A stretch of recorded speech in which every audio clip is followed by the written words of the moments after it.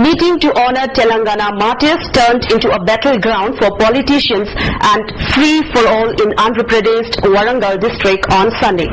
Ministers, MLAs and Congress leaders of Telangana exchanged invective and nearly came to blows at a meeting organized in Bongir to honor people who allegedly committed suicide during the separate state movement. Minister for IT Komati Reddy, Venkat Reddy, who was addressing the gathering, lost his cooled and abused former minister and senior Congress leader Damodar Reddy Ram Reddy when he asked the former to wind up his speech as some Congress workers were trying to disrupt it.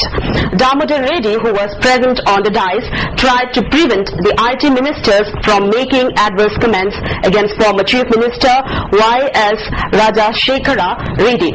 The IT minister was woke up as several Congress workers were trying to disrupt the meeting by raising slogans protesting the absence of posters and photos of the late YSR at the venue. When Damodar Reddy approached him, Venkat Reddy lashed out at him publicly and asked him to mind his business. Then he covered the microphone and allegedly abused him for talking on behalf of YSR. Congress MP from Bongir, Komati Reddy, Ras Gopal Reddy, who is IT minister's brother, then allegedly pushed aside Damodar Reddy and forced him to sit down in his chair even as his personal bodyguard tried to protect him. Another former minister and senior Congress leader V. Hanumantha Rao tried to pacify the IT minister but was brushed aside similarly. A similar incident happened on October 25th in Mahabubnagar after V. Hanumantha Rao said YSR was against a separate Telangana state. Lok Sabha was adjourned for about an hour on Monday after opposition members disrupted proceedings demanding a probe by a joint parliamentary committee into alleged corruption in the allotment of 2G spectrum. We want a JPC was the slogan that greeted Lok Sabha Speaker Meera Kumar when she convened the House for question hour. After continuous slogan shouting followed by opposition members coming down to the well of the House, Meera Kumar adjourned the House till noon. The government had hoped that the opposition would allow Parliament to function after A. Raja resigned as Telecom Minister Sunday night.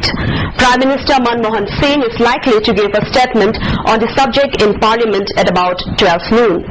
A Hizbul Mujahideen militant sent to create sleeper cells that would then carry out big terrorist attacks was arrested in Delhi last night, the police have said.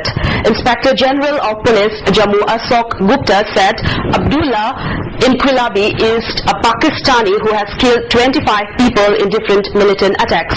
He said Inquilabi is a self-styled divisional commander of the Hizbul Mujahideen and had been active for the last 10 years. Inquilabi was caught by Delhi Police Special Cell, the elite anti-terror wing from Deer Park near the Indian Institute of Technology in South Delhi, soon after he alighted from a bus. There was a brief gun battle before he was arrested. Inquilabi had reached the capital 5 days ago, the official said. The suspected militant told the investigators that he had come to the capital to find a hideout as Jammu and Kashmir police were searching for him, the official said, adding that there were about 10 cases registered against him there. Inquilabi is suspected to be involved in several Hizbul operations in the country, besides collection of funds for the terror outfit.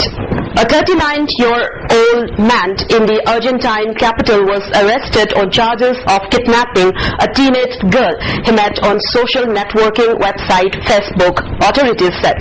The kidnapper was arrested in La Tablada area on the outskirts of Buenos Aires, where he had taken the teenager after abducting her at the gate of a school where they had agreed to meet for a date, police said on Sunday. A day after the kidnapping, the teenager's mother received a message in which the kidnapper said the girl would not be returning home anymore because she was getting along fine with him. When the mother contacted police, they looked into the teenager's papers, schedule and computer and gained access to her Facebook account. They found information showing she had been in regular contact with the man. Police entered the man's home Saturday and freed her. Well, that's all we have for you now, but before we conclude the headlines once again. 34-year-old woman killed in road accident. School children states rally against violation of child rights. And electricity employee protest against boom threat and monetary demands. That's all we have for you now. Thanks for joining us and goodbye.